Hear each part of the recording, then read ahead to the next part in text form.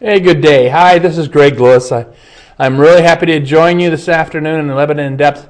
I am celebrating. I even brought along my annual St. Pat's Day mug. I got my green shirt on, and because the next show we do will be after St. Pat's Day, and I always take a time there. It's just water though for all the council members out there. There's no Guinness or nothing in there except water, but it is a great time for those who like to celebrate the Irish, whether you're Irish or not, just to have some fun on St. Patrick's Day. My mother was born on St. Patrick's Day, so my mother was quite a person, and so in the family household, we celebrated the birthday always by going to St. Pat's parades and such. So happy St. Pat's Day to you. Jonathan Paul's here with me from the fire department, and I'm really pleased to have him here. We've got some really interesting information. It's spring. It's time. All the things are that we need to be concerned about with regard to fire code, fire protection, and I don't think anybody could be better than Jonathan and our fire code officer to talk about this. And Jonathan, as I always leave when I have officers or officials from the city here, I ask them to maybe tell a little bit about yourself and your background. Sure. And how you got into your business right now, kind of what the business is, and then we'll go right to the brass tacks of what people should be thinking about. Well, thank you for having me on. Appreciate it. I have been with the Lebanon Fire Department for about 12 years now. Originally, I am from the Boston area, which you may be able to tell from my accent. Yeah. A little bit of an accent. And prior to coming to Lebanon, I worked in emergency medical services for about 13 years as a paramedic in the Metro Boston area. And I took the state of New Hampshire fire test back, about 13 years ago, and passed it. And Lebanon called me. That was one of the first cities to call me. I came up and I interviewed, and I liked the community. I liked the department, and I've been there ever since. This is about my 5th year in the Fire Prevention Bureau. Prior to that, I was working as a firefighter, paramedic on the floor. Oh, good. Yep. Well, I appreciate it. I want to thank you for your service on behalf of all the citizens.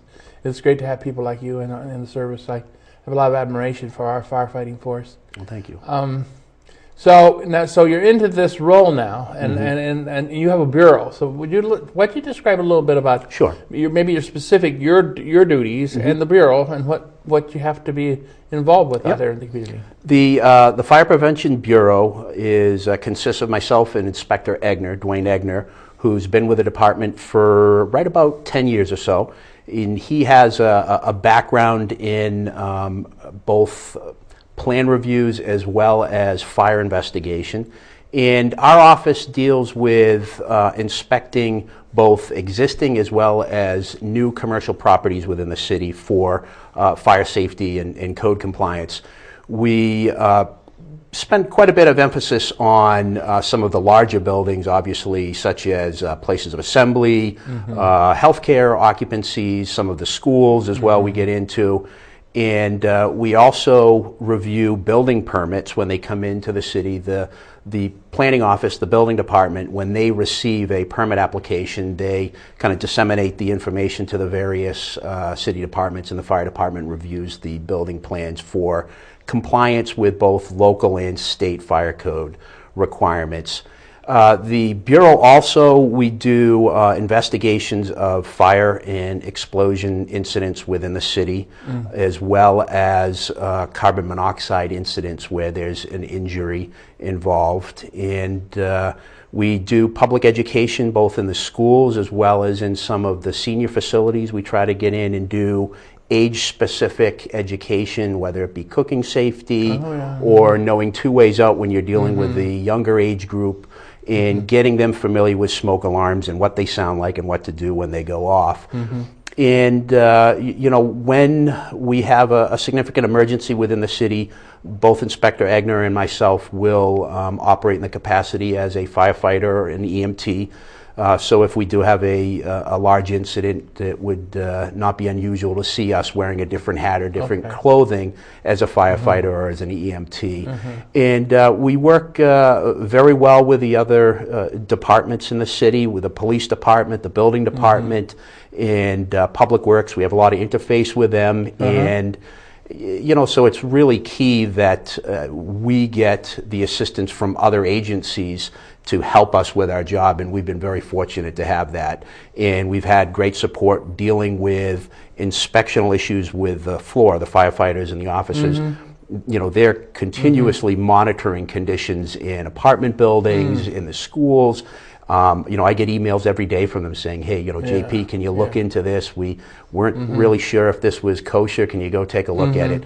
So I'm very fortunate. I have a very, educated workforce in all the departments that are a great asset to both what I'm trying to do, but the city in general. It's nice, and I really appreciate the collaborative way that our departments work together, and because our whole purpose is to engage and serve citizens, and in doing that, we do it as a working group that cooperate with each other, communicate with each other, and we collaborate with each other. Now, in our time, we have our 15 minutes here. I wanted just to maybe. In the citizens' position, looking in you and your expertise and background from your bureau, what should citizens? What's our awareness? I'm sure there's a book on all the things we could be aware of. Yeah, there is. But maybe we ought to do some highlights. Sure. Yeah. I saw people were walking around today. This particular day when we're taping, it was warm. It's warm. Right, it is. And people are walking in shorts. It is. I saw people dressed like it was July. Yeah, like I know. Early summer. It'll be winter tomorrow again. Yeah, it'll be back. But so obviously the activity level is getting up, and I think it's a good time to share and reinforce some ideas, some things that people should have in mind. Yeah, absolutely. I mean, the key one to probably touch upon with us going into this weekend, where we're going to be setting our clocks forward, is to change the batteries on our smoke alarms and our carbon monoxide alarms that are in our homes. And what we tell people is, when you get into either springing forward, setting your clock ahead, or falling back in the fall to set your clock back, change the batteries. Get into a habit of doing that. With the installation of smoke alarms and carbon monoxide alarms, there are some basic requirements as far as where they should be and the testing frequency. When we're looking at smoke alarms, what we tell people is we want to see them on every level of the home, including the basement. Okay. And we want to see them outside of sleeping areas and preferably inside of sleeping areas as well. Okay. And it's important that the smoke alarms get their power from house electricity with a battery backup. So in the event of a power failure, you have the 9-volt battery that is going to get you through the period of power loss.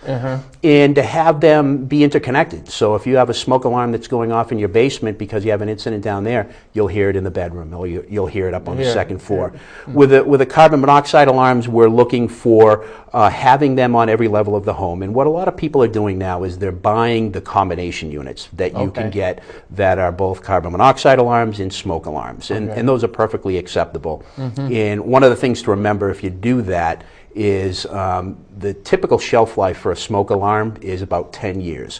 When you're dealing with a carbon monoxide detector, most of the manufacturers will say after 5 years you need to replace it. So if you buy a combination unit and you're thinking that, well, I'm good for 10 years, you may not. You may need to replace it every 5 years. But, testing the alarms, testing them monthly, getting in the cycle, okay, this is the first of, the month, I'm going to go ahead and test them all.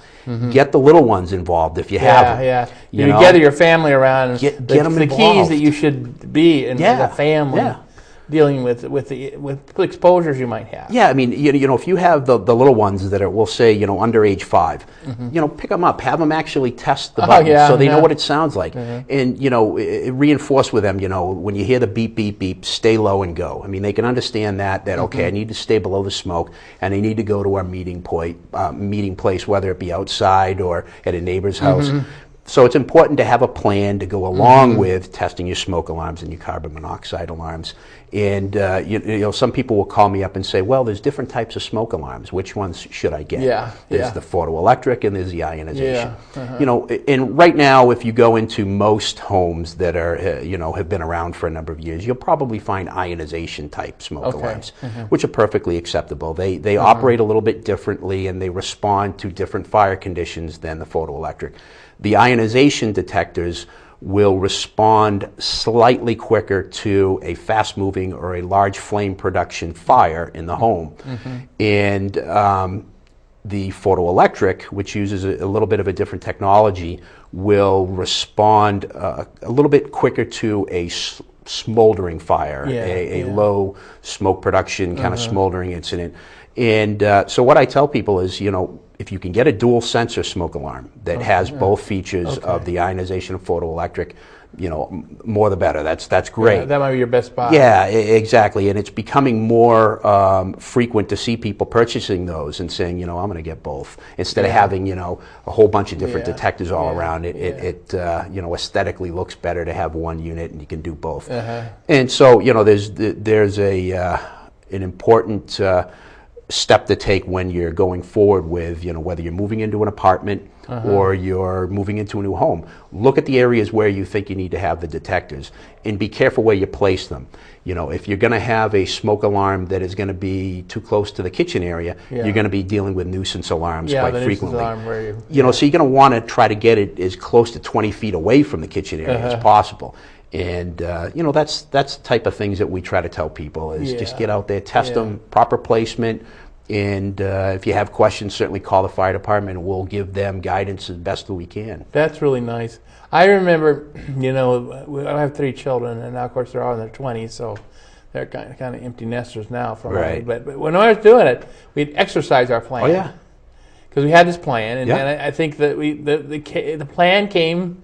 And it came out of a combination of things: the schools and the connection of the schools, where the children got exposed to people like you, who had these conversations, and myself in my role working for local jurisdictions, and the kids were low calling to go low, and it was great fun. We actually did that, and it really became. And I used to, when they were teenagers, okay, we're going to exercise the plan. Stop, drop, and roll. Stop, drop, and roll, Yeah. So it is really, should be integrated part of your life. And I do love the fact we can cue in on the change of time. To take care of business and do what we need to do. It's an easy change thing to those do. batteries It really out. is. Change those batteries out. Well, we have a couple minutes left in our segment. What are the other key points you think citizens might be looking as we go into spring and summer? I mean, it's a little. I think people are getting their stuff out and ready to get outside. Yeah, absolutely. Get out and enjoy the nice spring weather that's going to be coming. I think one of the things that we need to be aware of in the Upper Valley as we're getting into the early part of the spring months, we don't have a significant snow load, and we haven't had a lot of rain. And we need to be aware of, when we're doing any outside activities where we're going to be doing cooking, campfires, to call the dispatch center in your community and say, is today an okay day to burn? Because it's not unusual to have a red flag warning day in April because we have such dry conditions. So it's going to be important that people, when they're out doing yard work, try to get any leaves, any branches, anything that's laying around the yard. Try to rake it up. Try to get it out from underneath the decks and the porches. And certainly get out and enjoy the day and do what you're going to do, but just be aware of some of the fire safety concerns with the dry conditions that we're probably going to face for the next few weeks. That's good. That's good. Because I came from places like in Kansas where I grew up. It got real dry and prairie fires and things like that. And then when I was in Minnesota, we also had some dry conditions that could open us up for some difficulties. And here it sounds to me, being new here, I just finished my first year. It looks like another thing we should be aware of when we go out there. It is. Yep. Are there other things that you think we should be aware as we go into the warm seasons now? We're going to be seeing a lot more barbecuing, people using barbecue grills. And what we try to tell people is, if you're going to be using a barbecue grill, to try to get it off of the porch. If you're going to be using the grill, it really should be 10 feet away from the combustible siding of the home. And there are certain occupancies where you just really can't have them at all. Apartment buildings being one of them, where you really shouldn't have them on the porches. So, grill safety, as we're going to be getting into the warmer months, that's important, to make sure that your propane tanks are in good condition, that, they've done leak tests on the line going to the grill, as well as, common sense. Just make sure that you're not leaving it unattended, and that you have a fire extinguisher readily available in case something goes wrong. People, what would be the thing to think about if you had fire extinguishers? I mean, should people have fire extinguishers in their home? Absolutely, yeah. And The good thing about the residential fire extinguishers, they're easy to use. I mean, there's an acronym of pulling the pin, aiming the nozzle, squeezing the trigger, and sweeping motion, the PASS acronym.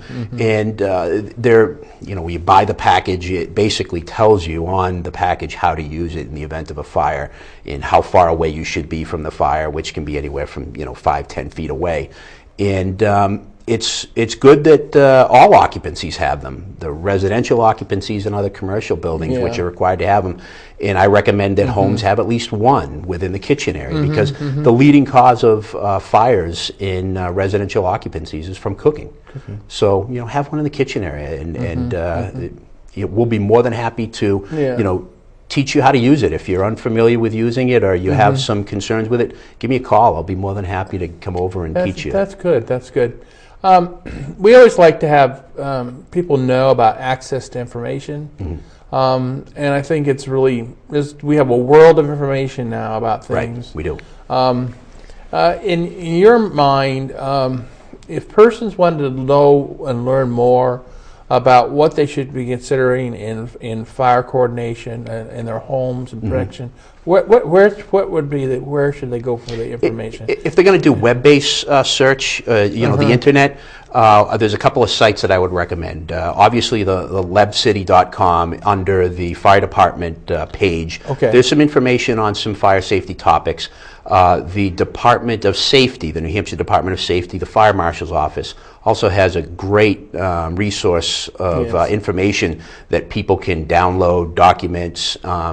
National Fire Protection Association, NFPA.org, is another good site where people can get all kinds of information on cooking safety, fire safety, general fire safety topics. And that's where I kind of try to steer people in those directions. Thank you for the service you do for us, and you have a happy St. Pat's Day. Thank you for having me. You too. Okay, well, that's a good one.